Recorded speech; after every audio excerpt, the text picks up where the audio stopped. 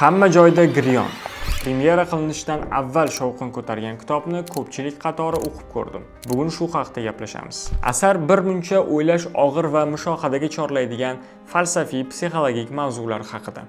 Unda hayotni ma'nosini anglash yoki ibtidoga qaytib unda sodir bo'lgan voqealarga savol berish, 30 yoshli qizning Xudoni izlash ortida o'zini izlashi kabi jarayonlar bilan boshlanadi. Yozuvchi Nazar Eshonqul asarni Z avlod uchun ham moslab yozgandek. Chunki siz kitobni o'qish davomida mana bunday dialoglarga ham guvoh bo'lasiz. Menimcha ko'pchiligimizga kimningdir shu kabi yozishmalarni o'qish qiziq bo'lsa kerak. O'sha 30 yoshlar atrofidagi qiz roviyga xabar jo'natadi va o'zida paydo bo'layotgan, tinchlik bermayotgan savollariga javob izlaydi. Qaysidir ma'noda u savollarni yaqinlariga ham bera olmasdi, chunki qizni yoki jinniga chiqarishlari yoki ichiga shayton kirib olgan deb gumon qilishlari mumkin edi. Yashab o'tgan umrini sarhisob qilib, o'zi nimalarga erishdim, bu hayotning ma'nosi nima kabi savollarni odam o'ziga 30-35 yoshlarda berishni boshlasa kerak.